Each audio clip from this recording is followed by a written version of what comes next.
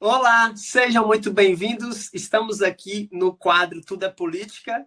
Hoje eu estou invadindo o quadro aqui do MEC, né, para poder trocar uma ideia com ele sobre as manifestações do dia 25 de fevereiro. Nós tivemos atos na Avenida Paulista em prol de Bolsonaro e a gente vai comentar um pouco sobre as repercussões e as nossas impressões sobre o evento. Eu já vou começar aqui, Mac, falando que eu não acho que me surpreendeu tanto a quantidade de pessoas. Tem muitas pessoas ainda simpatizantes ao bolsonarismo, adeptas, sobretudo também muito aproximadas das figuras bolsonaristas, digamos, da nova geração, os novos quadros, como é o caso do Nicolas Ferreira. Então, eu acho que, mesmo depois de meses após o resultado das eleições, essa, essa ideia ainda está muito viva e deve permanecer, creio eu, por um bom tempo ainda no Brasil. E você, Mac, o que você achou? Então, Chico, primeiro, você não está invadindo nada, né? Território comum nosso aqui. Eu me surpreendi, Chico. Eu não esperava tantas pessoas. Então, primeiro, me surpreendi quanto à quantidade de pessoas. E segundo, quanto ao fato de que, como é que eu vou dizer, houve uma obediência, né? À orientação de não levar cartazes, faixas, enfim, o movimento não saiu do controle, né? Eu pensei que teria menos presentes e que essas coisas ninguém controlaria isso. Né? Eu concordo com a sua análise de que o bolsonarismo, né, conserva seu vigor, enfim. Depois a gente pode discutir se está no mesmo nível, se diminuiu, se aumentou, embora seja difícil medir isso. Né? Mas eu vou usar uma ilustração aqui, porque essa questão da quantidade de pessoas gera sempre muita confusão, né? Muito debate. O José Genuíno, ex-deputado do PT, eu vi uma entrevista dele uma semana antes das manifestações e ele dizia assim: se forem 50 mil pessoas ou menos, terá flopado, né, para usar o termo da moda aí. Ele dizia isso. Agora, se forem 100 mil pessoas ou mais, aí terá sido um sucesso. Aí E, hypou, na moda diz que. hypou eu não sabia. Eu Então, tô já nem aprendi uma aprendendo, nova né? aqui. Pois é, eu acho que ele não usou essa expressão, não. É, E aí ele dizia, terá sido um sucesso e nós, dizia Genuíno, devemos chamar a manifestação pró-governo, pró-investigações, porque não pode que o processo político e social fique só na mão do judiciário. Ora, tomando como base, né, a fala de Genuíno, o movimento foi um sucesso enorme. O Pablo Hortelado, pesquisador da USP, falou hoje que ele fez uma medição, ele é especialista nisso, e detectou. Isso não tem uma precisão matemática exata, mas é bastante aproximada. Né? 185 mil pessoas presentes. Então é um número grande, não dá para dizer que flopou de jeito nenhum.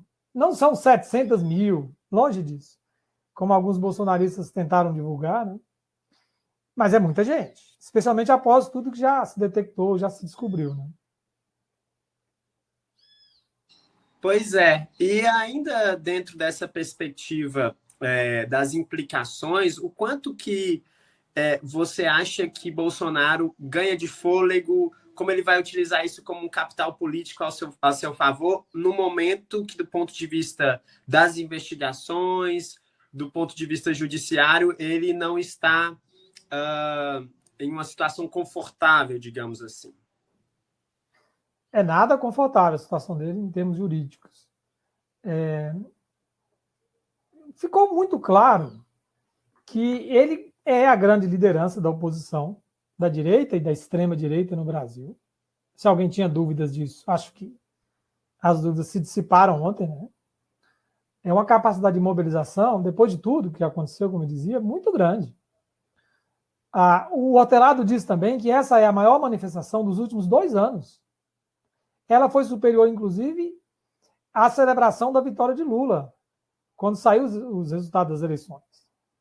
Ela é superior, olha isso, à manifestação organizada por Bolsonaro quando ele estava na presidência, no 7 de setembro de 2021, naquele dia famoso já, né, em que ele afirmou que não mais obedeceria a ordens de Alexandre de Moraes, enfim. Depois voltou atrás, o Temer costurou um acordo, né? Então ficou evidente que ele conserva uma capacidade de mobilização muito grande. E essa capacidade é declinante em relação ao que já foi? É mais ou menos a mesma? Ou cresceu? Cresceu certamente não, né? A dúvida é se ela está mais ou menos como estava ou vem diminuindo, né? Há bons argumentos para os dois lados. Eu diria que um outro ponto importante aí ele é o principal nome da direita, continua sendo, da oposição, e ele é o grande ator político nesse segmento para as eleições deste ano e para as eleições de 2026, né, presidenciais. De maneira que, inelegível como está, ainda que inelegível como está, né, ele é um ator decisivo. Um candidato com as bênçãos de Bolsonaro, possivelmente, não pode cravar, né, falando do futuro, vai estar no segundo turno das eleições de 2026. E a direita tem quadros jovens, né, Mac? Como eu citei no início aqui na introdução, Tarcísio, Nicolas, parece que eles tiveram, nesses últimos anos, uma facilidade para criar novos quadros, diferente da esquerda, que sofre com um processo de rejuvenescimento, digamos assim. É uma ótima questão, Chico. Tem nomes novos, como você mencionou, mas esses nomes ainda não têm luz própria, digamos assim, em termos nacionais. Eles são dependentes de Bolsonaro, muito dependentes. E possivelmente foi, no caso do Nicolas, a identificação com o Bolsonaro é total, mas outras figuras, como Zema, o próprio Tarcísio, o Nunes, que é candidato a prefeito de São Paulo, eles foram porque eles dependem. Né? Não sei se. Quer dizer, tem prejuízos políticos ao ir também, né? Mas eles dependem do bolsonarismo. Uhum. E nesse aspecto é até semelhante à situação da esquerda, né? Depende, qualquer liderança na esquerda depende de Lula para se projetar nacionalmente. Não tem jeito.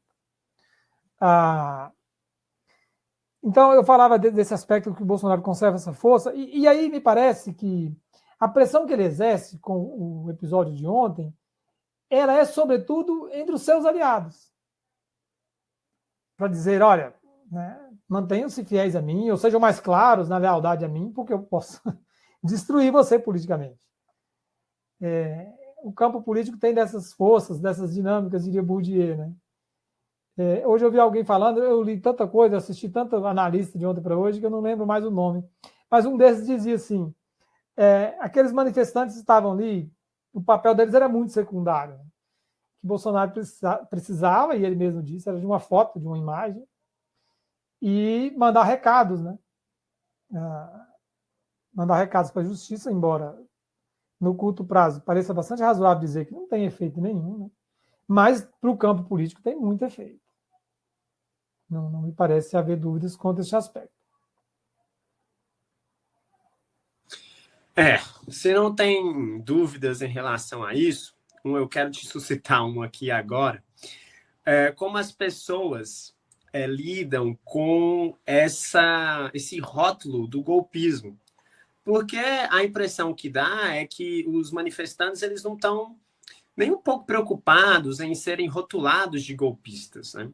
Isso se dá porque eles realmente não acreditam que houve uma articulação pró-golpe, ou eles acreditam que isso é tudo fruto de uma conspiração e por se alimentarem eles sempre das mesmas fontes, né, dos mesmos canais de informação, eles vão vigorando esse tipo de tese, ou tem uma outra alternativa perante a isso? Ô, Chico, talvez seja uma combinação de tudo isso, né? Mas a gente precisa ter muito cuidado para não fazer generalizações. Porque dezenas de milhões de pessoas votaram em Bolsonaro. Né? Ontem, a manifestação você não compara com votação, porque é uma coisa localizada, enfim. Pessoas que estiveram ontem acompanhando a manifestação, jornalistas, analistas, falam de um grupo não homogêneo, mas com um perfil bem claro, né? Especialmente ficou marcado por um pessoal de uma idade já mais superior, não tinha muitos jovens. Mas, apesar desses elementos, né, que indicam certa homogeneidade, no conjunto, as pessoas que votaram no Bolsonaro ou que estariam dispostas a ir numa manifestação como essa, é um grupo muito heterogêneo. Então, você pode encontrar parcelas, né, cuja presença, cuja adesão, cujo apoio a Bolsonaro se explicaria por cada um desses motivos que você falou. Me parece possível pensar isso, né? Agora, o grupo que mais me chama a atenção, e aí para tentar responder mais diretamente a sua pergunta, é que eu penso que há um segmento nessa base do Bolsonaro que é o mais leal a ele, é o mais empolgado, para usar um termo bem educado com ele, né? Que me parece estar disposta, essas pessoas estão dispostas a continuar com o Bolsonaro independente de qualquer coisa. Então, para elas, o que afetou no pensamento delas, no sentimento, as últimas revelações das investigações sobre, claríssimo envolvimento de Bolsonaro, né, com a trama golpista? Nada. Não afetou nada. E aí, aqui está um negócio muito intrigante. Quando o Bolsonaro começou a se projetar nacionalmente, eu via pessoas, analistas políticos, dizendo o público bolsonarista mais fiel, mais raiz, né, como se diz, é em torno de 10%. Depois os analistas começaram a falar de 15%, 18%. Hoje parece que está em torno de 25%, ou 30%. É muita gente, Chico. E aí, por que essas pessoas pensam dessa maneira? Eu brinquei no início, né, da resposta da sua questão, que é um pouco de tudo isso, mas para mim é principalmente o seguinte: essas pessoas não acreditam na legitimidade das instituições, não todas elas, mas a maior parte delas, que regem o sistema no Brasil, o sistema político. E nem só nas instituições que regem o sistema político, mas em outras instituições, como a universidade. Para dar um exemplo concreto, aquele raciocínio que eu fiz no início, citando os dados do pesquisador Pablo Hortelado, que é da USP, para você e para mim tem uma importância, tem um valor, serve de base para tentar algum raciocínio. Para essas pessoas, possivelmente, não tem nenhum valor. Porque elas vão dizer, não confio, não acredito na USP, não acredito em Hortelado, não acredito. Então, é difícil imaginar a saída para essa situação quando há essa perda da confiança, essa perda da credibilidade das instituições. E aí, em alguma medida, a gente fica com um desafio político, a gente que eu digo é o país, enorme. Como é que você vai desatar esse nó? Porque o que é preciso fazer é convencer essas pessoas, né, da legitimidade de um STF,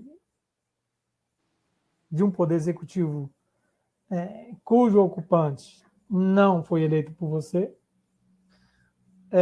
e aí saindo da política, né, convencer essas pessoas da razoabilidade do conhecimento científico e assim por diante. É por isso, né, por essa, dentre outras coisas, acho que essa principal, que o diálogo tá tão difícil, né? Tá muito difícil. Semanas atrás eu li um artigo do cientista político polonês, Adam Zerwowski. Dura pronunciar o nome dele. E ele falava dessas dificuldades mundo afora, né? Tem até um livro dele de 2019 sobre a crise da democracia. E um dos caminhos que ele aponta é você procurar um mínimo comum básico. Aqui há muita controvérsia, né? Há quem vai dizer que é preciso reafirmar algumas pautas e, entre aspas, radicalizar, né? Mas o autor polonês chamava atenção para o fato de que é mais fácil você agregar, obviamente, gerando consensos, né, com mínimos, com pontos de partida básicos. Isso é razoável se pensar quando você entende que a democracia, em alguma medida, está sob questionamento. Então, quando vem a público os vídeos da trama de Bolsonaro, e a pessoa olha para aquilo ali com desdém, tem uma fatia grande da sociedade brasileira, né, que apoiaria uma ação golpista, o que nós estamos chamando de golpista, mas que essas pessoas não chamariam dessa forma.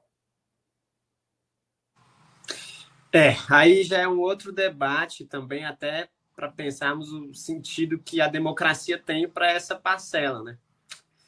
Bom, hoje a gente quis fazer um bate-papo rápido aqui, né, Mac, sobre as nossas impressões deste ato do dia. Era para ser mais rápido, né? Mas eu converso demais. Né?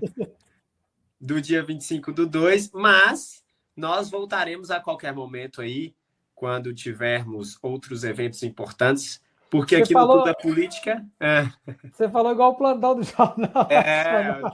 Tudo é política, é assim, o tempo está atento a tudo. Eu só queria fazer um reparo aí, viu? Fique à vontade.